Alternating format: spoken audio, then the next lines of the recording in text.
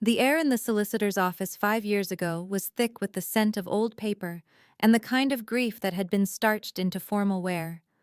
I was 28, listening as my cousin Leo inherited my grandmother's entire world, the house, the contents, the six-figure investment portfolio, while I was bequeathed a single, tarnished silver locket. Later, at the tense gathering in the house that was now his, I slipped into the kitchen for a moment of quiet, only to freeze at the sound of my Aunt Carol's voice drifting through the half-closed door. She was speaking to a cousin, her tone light and matter-of-fact. "It's for the best," she said with a shrug I could practically hear. "It keeps the inheritance in the bloodline." A short, dismissive pause followed. "You know, adopted kids don't really inherit." That one sentence wasn't an attack. It was a classification. It was the Rosetta Stone for a lifetime of feeling like a footnote in my own family, a cold, casual confirmation that the love I received had always been conditional, and the line I could never cross was the one drawn in blood. Before continuing the story, please subscribe. I need to reach 1,000 subscribers to be able to bring you stories like this every day. For you, it's just a click, but for me, it means a lot.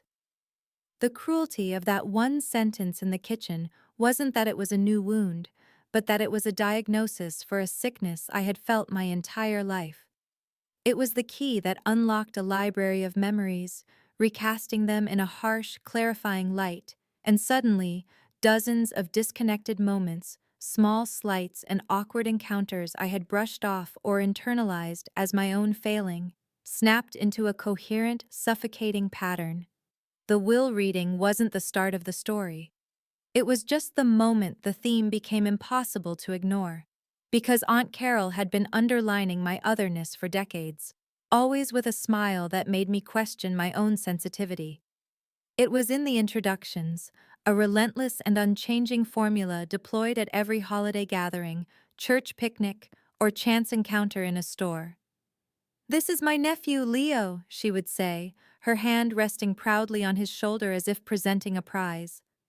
Then her gaze would shift to me, her smile tightening just a fraction at the corners. "And this is my sister's adopted daughter, Clara." It was never, not once, simply my niece. That simple familial title was a privilege I hadn't earned by birth, a club for which I lacked the genetic membership card. The three-word prefix was my permanent subtitle, a constant reminder to everyone, myself included, that I was an addendum to the family tree, a footnote in the bloodline. This pattern of distinction embedded itself deeply into cherished family rituals like Christmas. I vividly remember the year I was 14. Leo, 15, unwrapped a brand new PlayStation, the one he had been talking about for months. My gift from Aunt Carol that year was a lavender-scented bath set in a pre-packaged box with a generic purple ribbon. It wasn't the cost that stung, it was the profound thoughtlessness. Leo's gift said, "I listen to you. I know your desires." Mine simply said, "You are a female of a certain age, and this is a socially acceptable item for that category." Even her compliments were edged with the same sharp distinction. She would often look at my parents, her own sister and brother-in-law, and say with a theatrical, long-suffering sigh, "You two are just saints for what you did." Then she'd turn to me, pinch my cheek a little too hard, and add, "You were so lucky to find them, such saviors." She thought she was praising them, but what I felt deep in my bones was a constant reinforcement of my status as a project, a charity case. I wasn't their daughter. I was a fortunate rescue. The word saviors implied I was something that needed saving, that my existence began with a deficit they had generously filled. It erased the simple, unconditional love I felt from them and reframed our entire family not as a unit of love, but as a benevolent transaction. She never saw me as a child who was loved. I was, and always would be, the lucky one, the outsider brought in from the cold, forever indebted to the bloodline that had deigned to shelter me. This doctrine of the bloodline wasn't just spoken, It was a currency, a tangible asset with a clear monetary value that was invested exclusively in Leo. The financial divide in our family was a chasm dug deep and wide by my grandparents' checkbook under the careful guidance of Aunt Carol. It began, as most things did, with a milestone for Leo. On his 16th birthday, a gleaming blue sedan appeared in the driveway, a massive red bow clumsily affixed to the hood. Carol made a grand ceremony of it, dangling the keys in front of him at a family dinner and announcing, "Mom and Dad wanted to make sure you had a proper start in life." Leo, of course, was ecstatic. 2 years later, when I turned 16, my proper start was a bus pass and a lecture from Carol on the virtues of a part-time job. I spent 2 summers scooping ice cream and saving every dollar for a 10-year-old rust bucket that smelled perpetually of damp socks. When I proudly showed it to her, she patted my arm and said, "See? It means more when you earn it yourself. It builds character." A statement that cleverly framed my necessity as a virtue and Leo's privilege as an entitlement. The disparity only deepened when it came to college. I spent months buried in scholarship applications, writing essays until my fingers ached, my future hanging on the whims of admissions committees and financial aid officers. Leo's biggest stress was which meal plan to choose. I remember the Sunday afternoon Carol announced with immense pride that my grandparents had set up a trust to cover all 4 years of Leo's tuition and living expenses at the state university. "It's a family's duty to invest in its future," she declared, looking around the room for agreement. A few months later, when I received my acceptance letter to a more prestigious university, along with a significant scholarship that still left a daunting gap to be filled by loans, Carol's tone was different. "Well, aren't you the ambitious one?" she'd said, a thin smile on her lips. "It's a good thing you're so clever. Those loans will be a big responsibility." She said it proudly, as if my debt was a testament to my otherness. My achievements were my own burden to bear, while Leo's future was a blue-chip stock the family was happy to invest in. It was his birthright, a concept she mentioned frequently, to be supported, cushioned, and funded. I was expected to be grateful for the roof over my head, while he was entitled to the foundation of his entire adult life. My parents, the very axis on which my world turned, were professional peacekeepers. Their love for me was the only inheritance that ever truly mattered, a fortress of unconditional acceptance that stood in defiant contrast to Carol's transactional view of family. They were my world, my advocates, my staunchest defenders, but their strategy for dealing with my aunt was one of gentle, persistent deflection. They never confronted her directly. Confrontation, in their eyes, was a failure, a tear in the fragile fabric of family that they spent their lives trying to keep whole. I remember being 12 and proudly showing my father a history report I'd gotten a perfect score on. At the same moment, Carol was loudly lamenting how Leo was too smart for homework, and that his C average was a sign of a bored genius. My father didn't argue the point.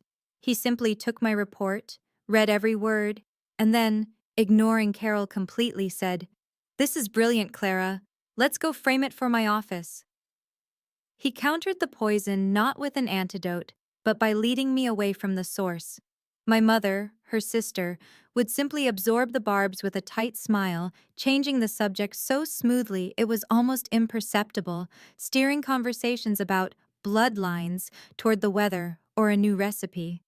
They operated on the belief that their love was a strong enough shield and that family, however fractured, was a thing to be preserved at all costs. For years, I believed it too. But when I lost them both to cancer within 18 months of each other, just a few years before my grandmother's will was read, I didn't just lose my parents. I lost my only shield. The fragile peace they had so carefully maintained at the cost of their own silent frustration was gone. There was no one left to change the subject, no one to steer me into another room. I was left standing in the ruins of that peace, fully and finally exposed to the cold front of Carol's unmitigated judgment. In the raw, quiet vacuum of loss that followed my parents' deaths, I finally gave myself permission to build a life where I wasn't a footnote. The pull to escape wasn't just a desire, it was a biological imperative, like a plant twisting toward a distant sun. I packed 2 suitcases, sold my father's old car, and moved 3 states away to a city where no one knew my name or my story. It was a deliberate act of self-preservation, a conscious choice to trade the suffocating weight of family history for the clean, anonymous air of a metropolis. There, I met Mark. He was a structural engineer, a man who thought in terms of foundations and load-bearing walls, and he became the architect of my emotional rebuilding. On one of our first dates, after I tentatively described a typical family Christmas, the PlayStation versus the bath set, he didn't offer platitudes or tell me I was being sensitive. He just listened, his fork resting on his plate. And when I was finished, he said with a quiet intensity that startled me, "That's not a family. That's a hierarchy. I'm so sorry you had to navigate that alone." He saw the injustice of it, plain and simple, and in his validation I felt years of self-doubt begin to dissolve. He never once questioned my pain, and with him, I was just Clara, not the adopted daughter. He was, and is, my rock, the one person who sees my worth as an intrinsic, unshakable fact. We built a life together grounded in mutual respect and a quiet, shared ambition. My career became my silent rebellion.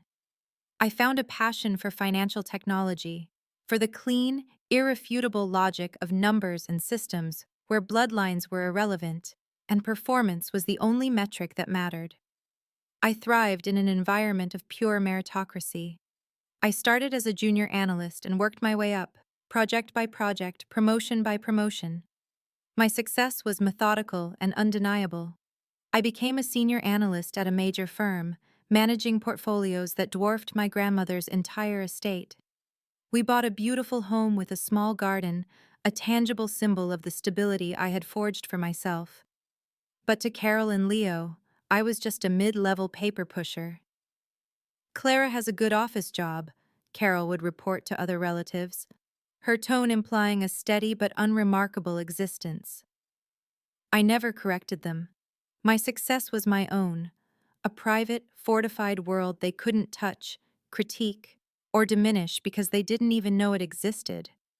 Letting them believe I was living a modest life, carefully managing my student loan debt, was a strategic act of self-defense.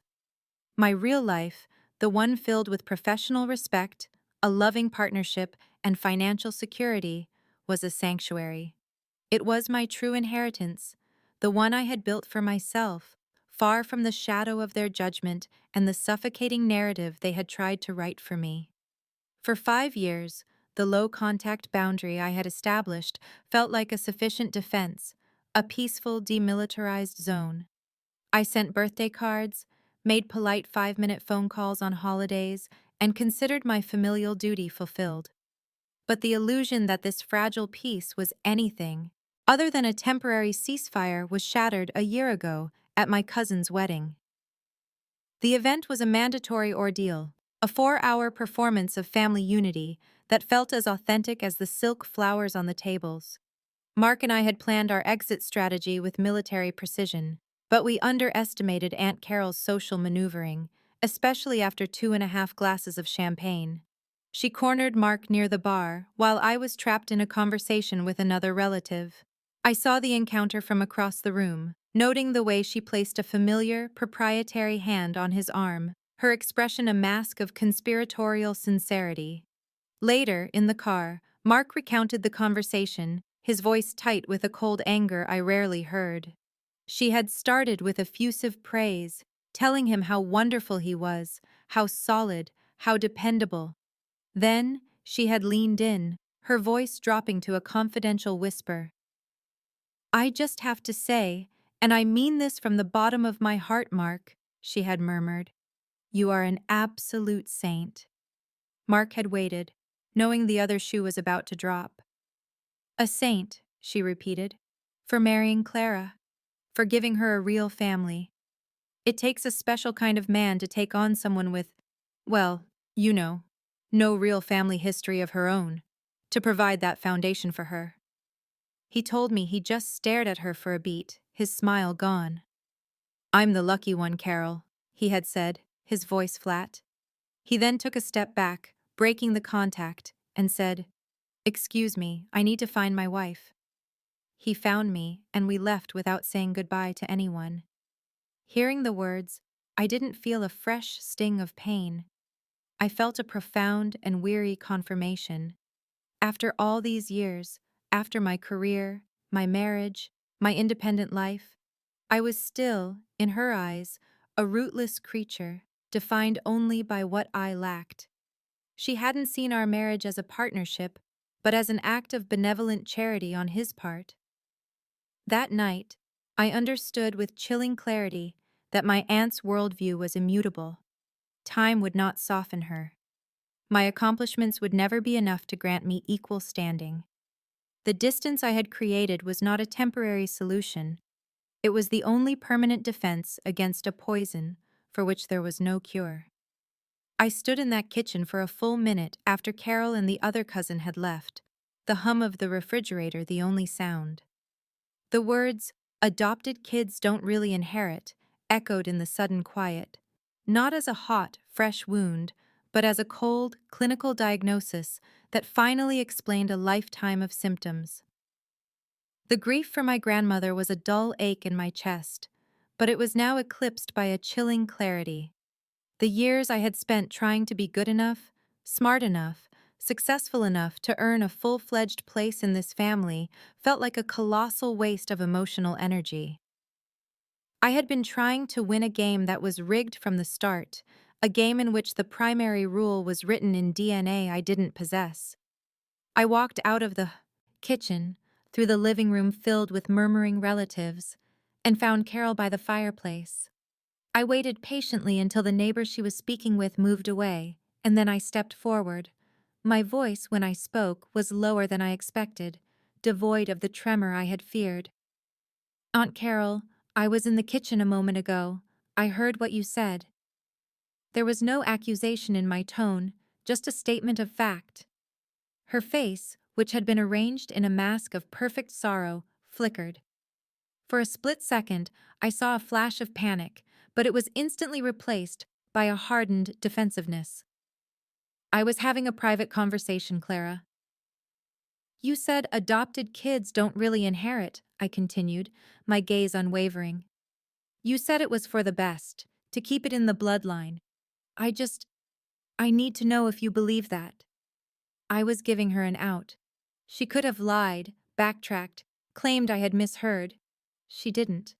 She looked at me, her eyes as cold as the fireplace stones behind her, and doubled down. "It's not a matter of belief, dear," she said, her voice laced with a patronizing pity that was infinitely more insulting than anger. "It's just the natural way of things. Blood is blood. Your parents loved you very much, but this is different. This is about legacy. You can't expect to be part of something you were never born into." She said it so calmly, with such unshakable conviction, that it was more devastating than any shouted insult could have been. In that moment, the last flickering ember of hope I had harbored for her acceptance finally went out. I didn't argue, I didn't cry. I just nodded slowly, a profound and final understanding settling into my bones. "Okay," I said, the word feeling small but incredibly heavy. "Now I know." That was the moment the cord was severed. It wasn't a dramatic snap, but a quiet, deliberate cutting. I stopped wanting her approval, stopped needing her to see me as family. I finally accepted that to her, I never would be, and the only path forward was to stop trying. The quiet "okay" I had uttered in front of that fireplace was the most profound declaration of independence I had ever made. In the 5 years that followed, I fully embraced the liberation that came with it. My low-contact decision wasn't a punishment aimed at Carol, it was a gift to myself. the vast reserves of emotional energy I had once spent deciphering her backhanded compliments, bracing for holiday gatherings, and trying to earn my place at the table were now freed up, and I poured all of it into the one area of my life where the rules were clear and my value was quantifiable: my work. The results were transformative. I stopped being a good employee and became a formidable one. I led a team that developed a new algorithmic trading platform, a $20 million project that became the new flagship product for our division. That success led to a promotion to senior vice president. I remember the day my director announced it. The genuine respect in his eyes and the applause from my colleagues felt more validating than any grudging approval from a family who saw me as a charity case ever could. Mark and I took the capital of our success and invested it in ourselves. We bought a beautiful stone-fronted house on a quiet, tree-lined street, the kind of permanent, rooted home I had always craved. We planted a garden. We built a life. The peace that settled over me was profound. I realized that the validation I had so desperately sought from my relatives was a phantom, a hollow echo compared to the solid, tangible proof of my own competence and the quiet pride in Mark's eyes. The contrast between my reality and their perception of it was a secret I cherished.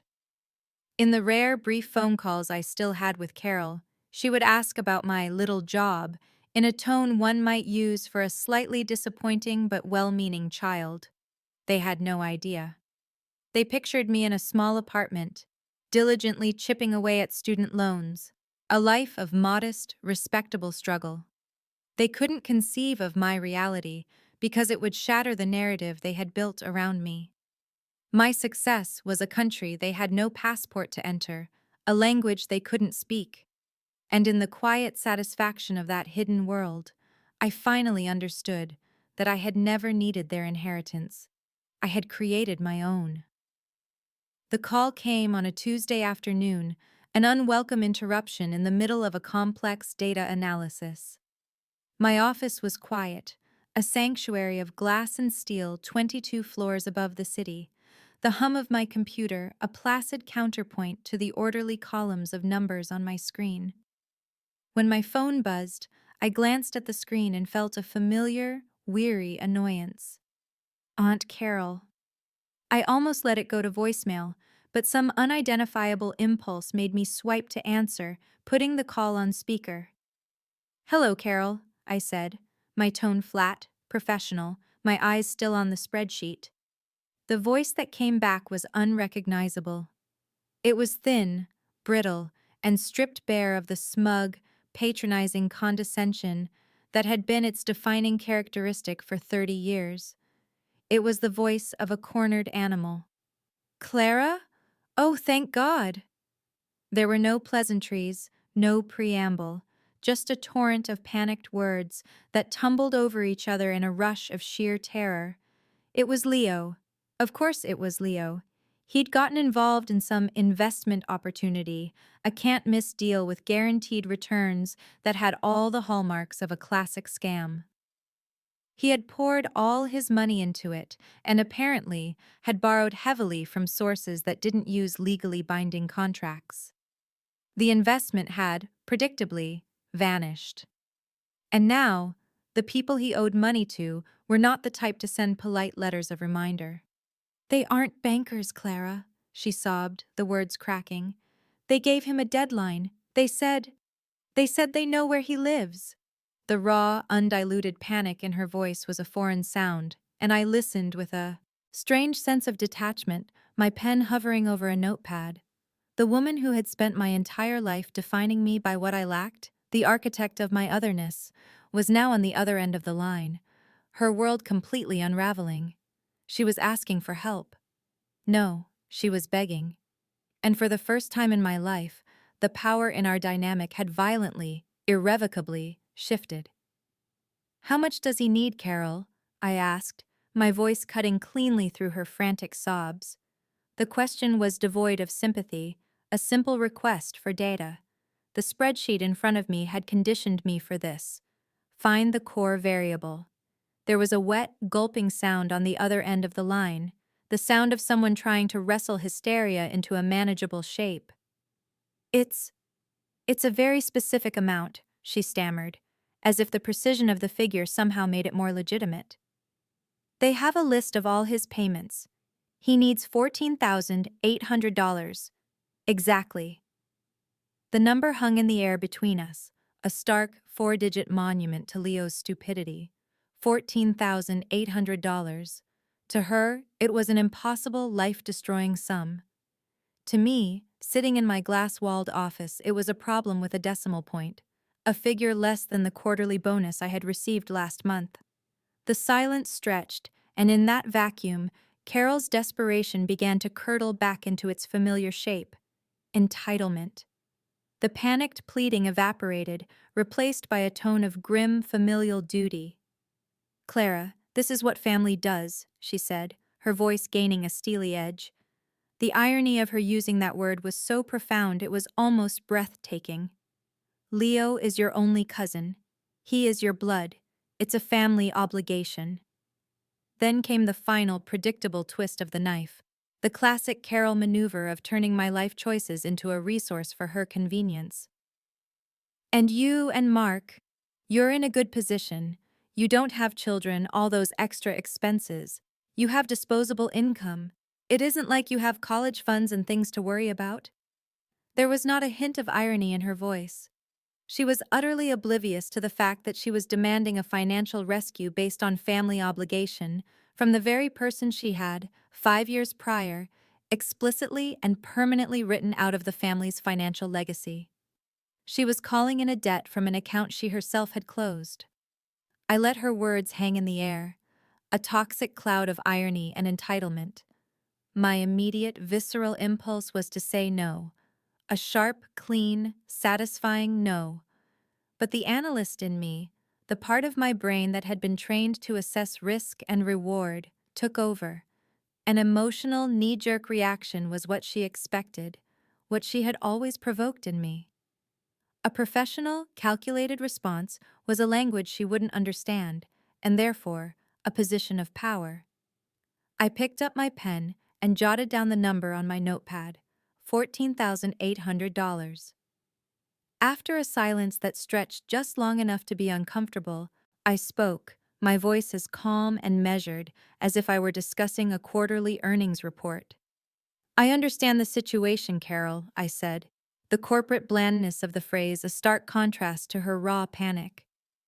"That's a significant amount. I'll need to discuss it with Mark, of course. We make all our financial decisions together." I didn't say yes. I didn't say no. I placed the decision behind a wall of marital process and financial prudence, turning her desperate family crisis into a logistical agenda item. The effect was immediate. "Discuss it with Mark?" she sputtered, her voice rising in disbelief and outrage. "Clara, this is a family emergency. There isn't time for a committee meeting. Leo could be hurt." She had expected tears, or recriminations, or an immediate, emotionally driven promise to help. What she got was the verbal equivalent of a business form. "I will call you back once Mark and I have had a chance to talk," I said, my tone conveying a finality that brooked no argument.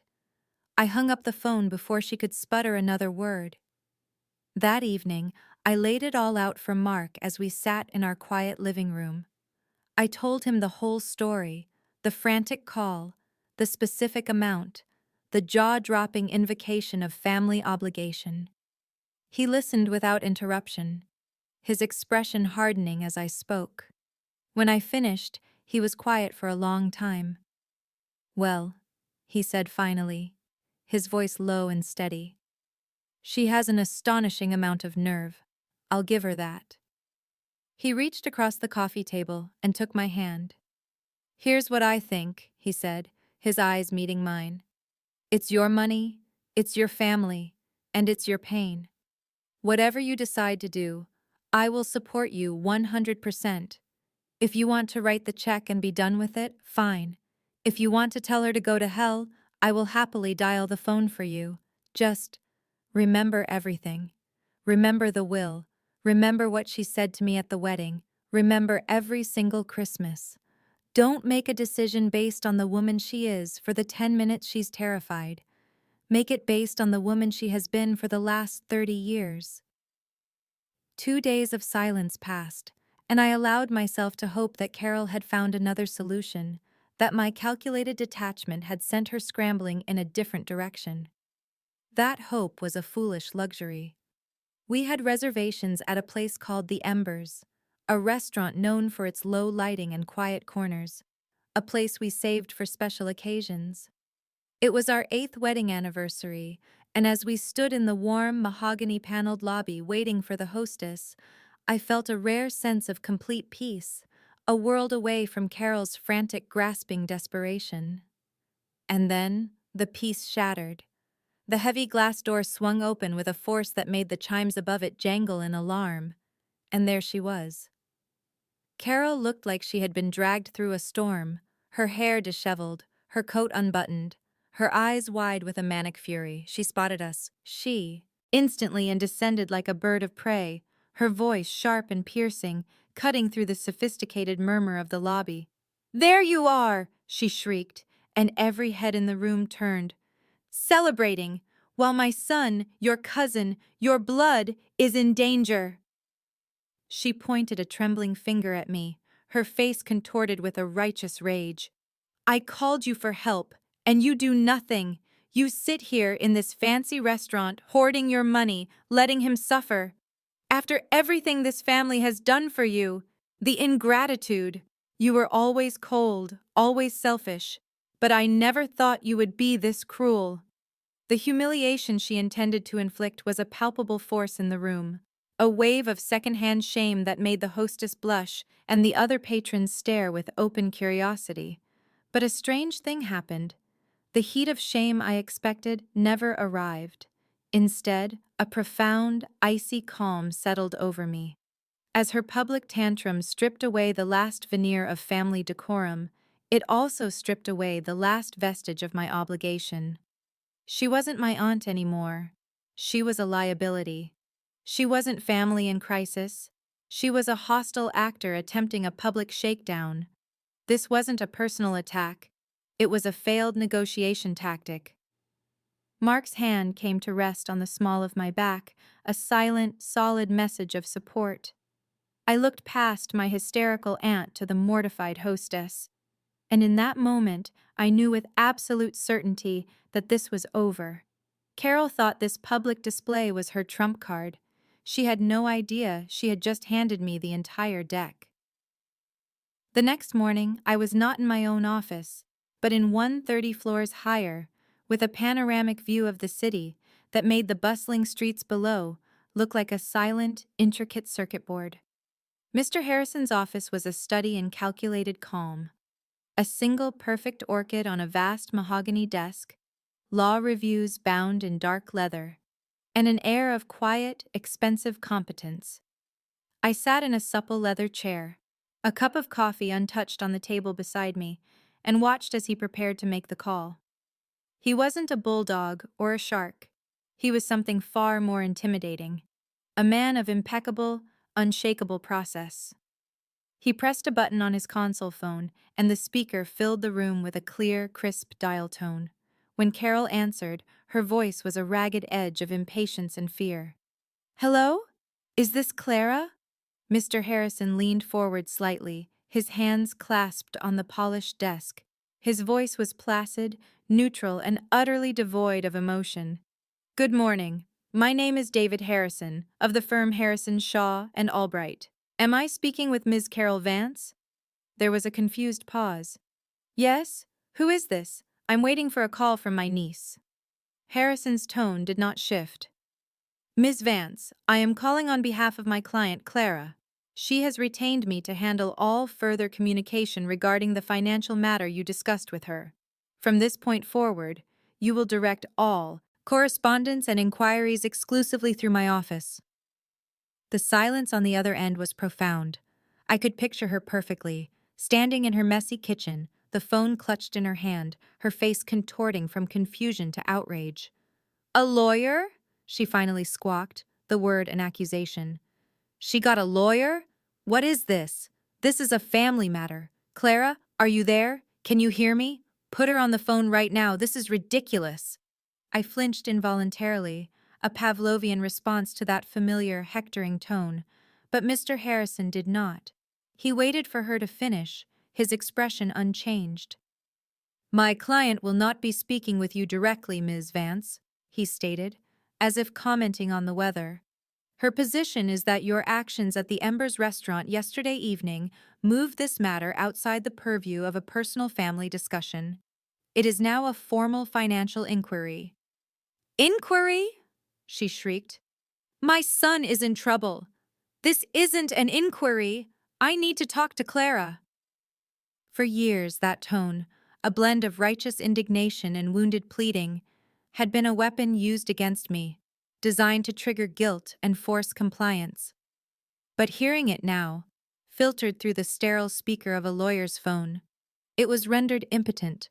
It was just noise. Mr. Harrison, my firewall of process and professionalism, simply absorbed it. "Your personal feelings on the matter are noted," he said, the phrase a masterpiece of legal dismissal. "But they are not relevant to the procedure. If you wish to pursue a financial resolution with my client, you will do so through me. Is that understood?" The sound on the other end was a choked, sputtering gasp. The game had changed, the rules were new, and she had just been informed, in the most dispassionate way imaginable, that she no longer had a seat at the table. The next morning, I was not in my own office, but in one 30 floors higher, with a panoramic view of the city that made the bustling streets below look like a silent, intricate circuit board. Mr. Harrison's office was a study in calculated calm, a single perfect orchid on a vast mahogany desk, law reviews bound in dark leather, and an air of quiet, expensive competence. I sat in a supple leather chair, a cup of coffee untouched on the table beside me, and watched as he prepared to make the call. He wasn't a bulldog or a shark. He was something far more intimidating, a man of impeccable, unshakable process.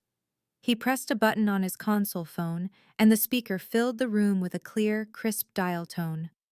When Carol answered, her voice was a ragged edge of impatience and fear. "Hello? Is this Clara?" Mr. Harrison leaned forward slightly, his hands clasped on the polished desk. His voice was placid, neutral, and utterly devoid of emotion. "Good morning. My name is David Harrison, of the firm Harrison, Shaw, and Albright. Am I speaking with Ms. Carol Vance?" There was a confused pause. "Yes? Who is this? I'm waiting for a call from my niece." Harrison's tone did not shift. "Ms. Vance, I am calling on behalf of my client, Clara. She has retained me to handle all further communication regarding the financial matter you discussed with her. From this point forward, you will direct all correspondence and inquiries exclusively through my office." The silence on the other end was profound. I could picture her perfectly, standing in her messy kitchen, the phone clutched in her hand, her face contorting from confusion to outrage. "A lawyer?" she finally squawked, the word an accusation. "She got a lawyer? What is this? This is a family matter. Clara, are you there? Can you hear me? Put her on the phone right now. This is ridiculous." I flinched involuntarily, a Pavlovian response to that familiar, hectoring tone. But Mr. Harrison did not. He waited for her to finish, his expression unchanged. "My client will not be speaking with you directly, Ms. Vance," he stated, as if commenting on the weather. "Her position is that your actions at the Embers restaurant yesterday evening moved this matter outside the purview of a personal family discussion. It is now a formal financial inquiry." "Inquiry?" she shrieked. "My son is in trouble. This isn't an inquiry. I need to talk to Clara." For years, that tone, a blend of righteous indignation and wounded pleading, had been a weapon used against me, designed to trigger guilt and force compliance. But hearing it now, filtered through the sterile speaker of a lawyer's phone, it was rendered impotent. It was just noise. Mr. Harrison, my firewall of process and professionalism, simply absorbed it. "Your personal feelings on the matter are noted," he said, the phrase a masterpiece of legal dismissal. "But they are not relevant to the procedure. If you wish to pursue a financial resolution with my client, you will do so through me. Is that understood?" The sound on the other end was a choked, sputtering gasp. The game had changed, the rules were new, and she had just been informed, in the most dispassionate way imaginable, that she no longer had a seat at the table. After a few seconds of what sounded like strained, asthmatic breathing on the other end of the line, Carol managed a choked, "Yes, I understand." It was the sound of a general unconditionally surrendering. Mr. Harrison gave a slight, almost imperceptible nod, as if ticking a box on an internal checklist. The first phase, establishing control, was complete. Now came the second, dictating the terms of engagement. "Very good," he continued, his tone remaining as flat and uninflected as a time-of-day recording. "Now, regarding the matter of the $14,800, my client is prepared to make these funds available to you. However, let me be perfectly clear, so there is no room for misunderstanding." He paused, a deliberate, tactical silence that drew all the air out of the room. "This will not be a gift." The word gift hung in the air, a ghost of the familial generosity Carol had expected. "This will be a formal, legally binding loan, issued from a trust controlled by my client to your son, Mr. Leo Vance. You will be required to co-sign as guarantor." A, a loan?" Carol stammered, the word sounding foreign and offensive on her tongue. "But this is for family." Mr. Harrison ignored the emotional plea as if it were a cough in a concert hall. "The loan will accrue interest at the prime rate plus 2%, compounded monthly, beginning on the date of disbursement," he went on, his voice a relentless metronome of consequence. "A promissory note will be drafted, which you and your son will be required to sign in the presence of a notary. Repayment will commence on the first of the month, following the transfer of funds. The amortization schedule will be calculated over a term of 36 months, with fixed monthly payments. That schedule is non-negotiable." I watched, mesmerized.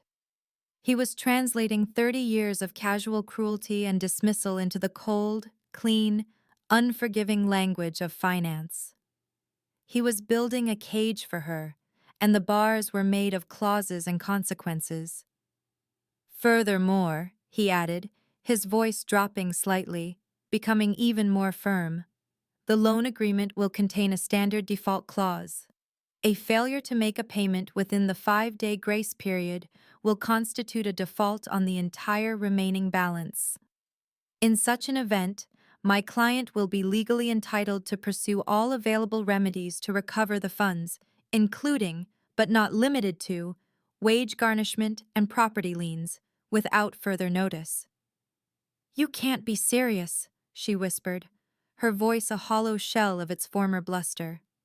Mr. Harrison leaned back in his chair. "I am never anything but serious when it comes to my client's finances, Ms. Vance. These are the terms. They are not negotiable." He paused again, letting the weight of it all crush her. "And there is one more condition." I held my breath, my own heart hammering against my ribs. I had discussed this part with Mr. Harrison in detail, but hearing it deployed with such surgical precision was something else entirely. This was not about the money. The money was merely the leverage, the key that unlocked the door to this room. This, what was coming next, was the true price of the transaction. "The second condition, Ms. Vance," Harrison continued, his voice dropping a fraction, taking on a weight that made the previous financial terms seem trivial, "is non-financial, but it is a material prerequisite for the execution of the loan agreement. No funds will be disbursed until it is met to my client's complete satisfaction." A choked, wheezing sound came from the speaker. It was the sound of a person bracing for a blow. "Before we draft any loan documents," Harrison stated, "you will compose a formal, written apology addressed directly to my client, Clara." He paused. "In this letter, you will specifically acknowledge and retract the pattern of dismissive and hurtful statements you have made regarding her adopted status throughout her life." He picked up a piece of paper from his desk. "My notes." The letter must explicitly reference certain key phrases. It will state that you were wrong to have ever referred to her parents as her saviors. It will state that you were wrong when you implied to her husband that she had no real family history. And most importantly, the letter must contain a direct and unequivocal retraction of the statement you made following the reading of your mother's will. His voice was like a surgeon's scalpel, precise and cold. The letter will include this exact sentence: "I was wrong when I said that adopted kids don't really inherit, and I retract that statement completely." On the other end of the line, there was a sharp, ragged intake of breath, a sound of pure, unadulterated horror. "You can't," she whispered. "Oh, but that is not the entirety of the condition," Harrison pressed on mercilessly. "This letter is not to be sent privately. You will send it via email. My client is compiling a list of recipients which will be provided to you. The list will include your cousin Michael, your sister-in-law Jennifer, your nephew Stephen, and several other family members who were present on the various occasions these remarks were made over the years." I closed my eyes. This was not about forgiveness. Forgiveness was a ship that had sailed long ago. This was about a correction of the public record, a forced reckoning. My entire life, her words had defined me in front of others. Now her words would redefine that narrative. The silence from Carol was absolute, a void of crushing humiliation. "A copy of the sent email will be forwarded to my office," Harrison concluded. "Once we have confirmed its receipt by the listed parties, we will proceed with the loan documents. This condition, like the others, Ms. Vance, is entirely non-negotiable." The 2 days that followed Mr. Harrison's call were a study in the power of silence. Carol did not call back to argue, plead, or negotiate. The ball was in her court, and the silence from my end was absolute. On the third day, a thick, courier-delivered manila envelope arrived at her home. It contained the preliminary paperwork, the draft of the promissory note, the personal guarantee she would have to sign, and a standard set of procedural documents.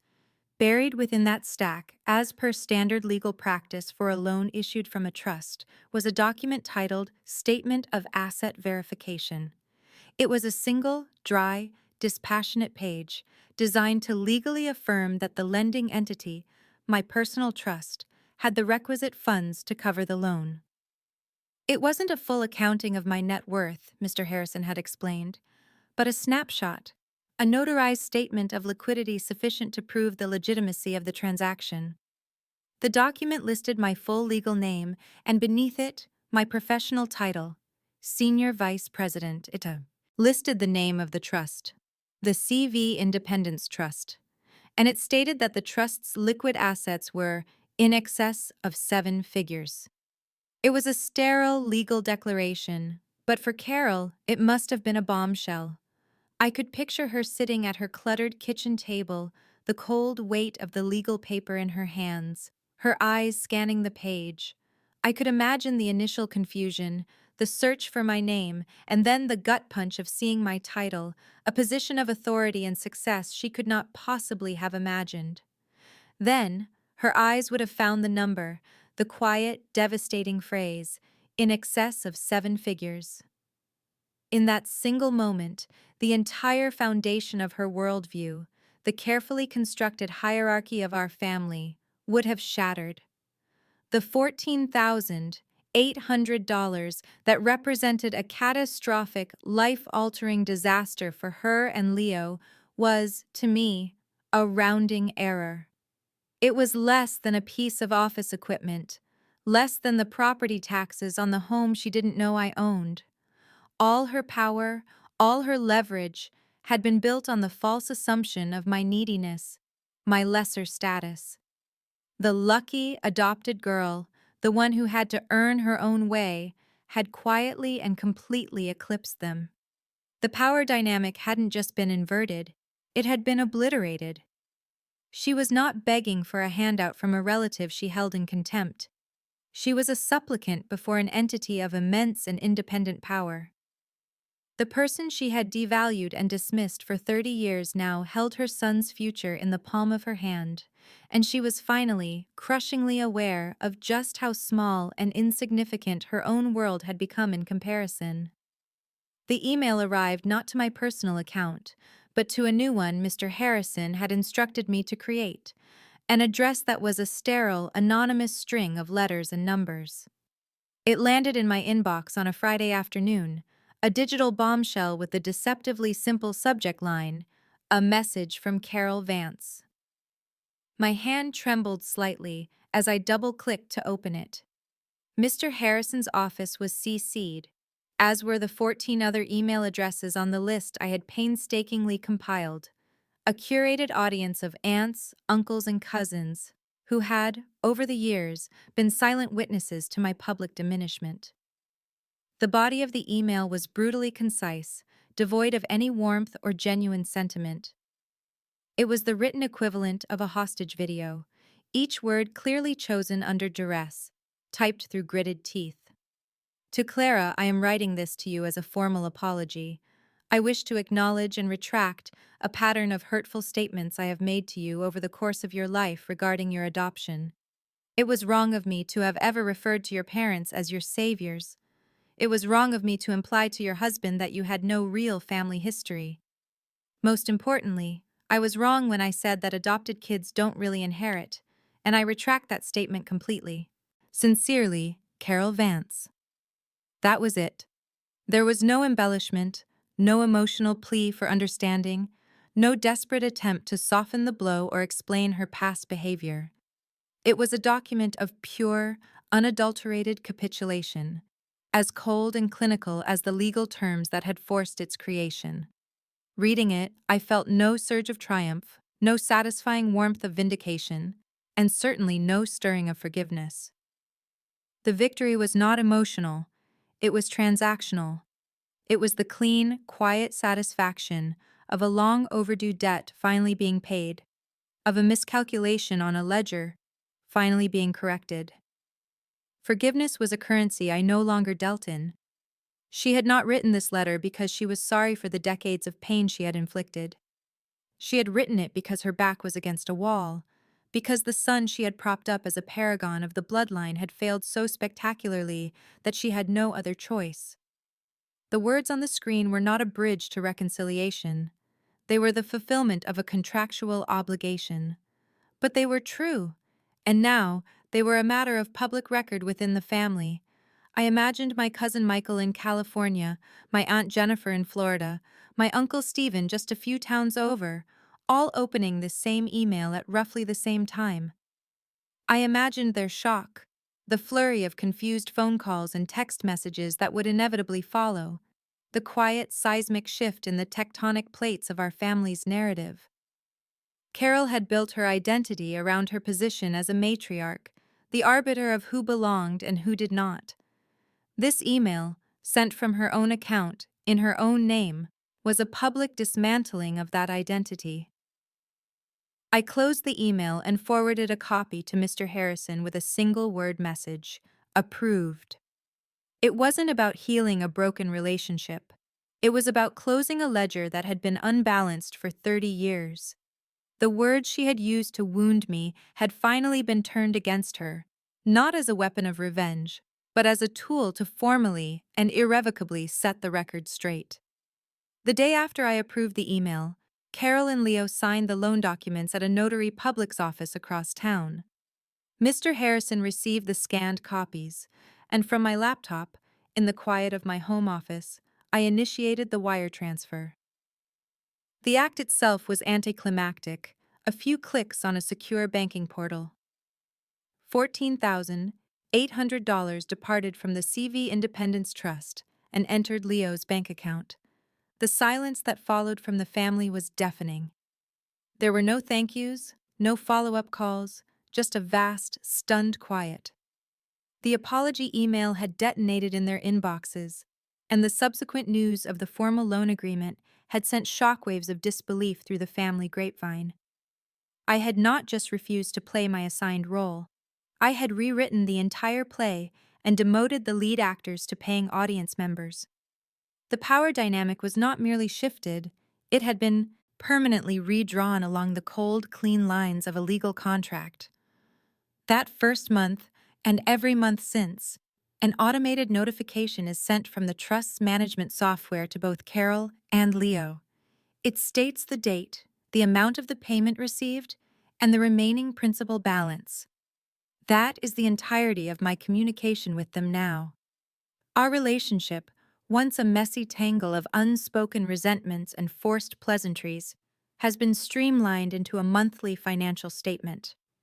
They are no longer my aunt and cousin. They are my debtors. This new order has brought with it an astonishing sense of peace. The obligatory dread that used to creep in before holidays has vanished. When the invitation for the annual Thanksgiving dinner arrived via a group text, I replied with a polite, "Mark and I won't be able to make it this year. Hope you all have a lovely time," and felt absolutely nothing. No guilt, no anxiety, no fear of reprisal. My attendance was no longer a requirement of my station. The other family members, the ones who had been silent observers for so long, now treat me with a new, almost comical deference.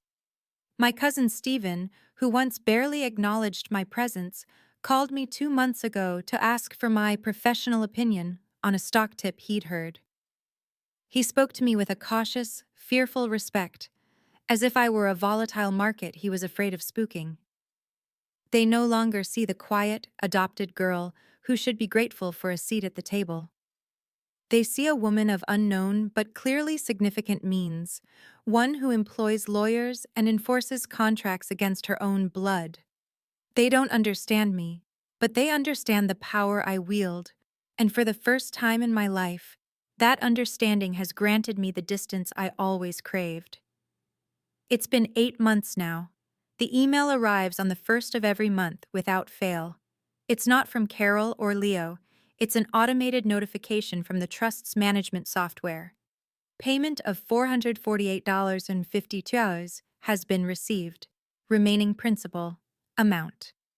It is the coldest, most sterile, and most peaceful form of communication I have ever had with that side of the family. The suffocating static of their judgment, which hummed in the background of my life for 30 years, has been replaced by a calm, quiet space. The silence from them is a gift, a relief so profound it feels like a physical presence in my home. In the beginning, I replayed the events in my mind, dissecting them, trying to pinpoint the exact moment of victory. Was it the look of shock on Carol's face in the restaurant?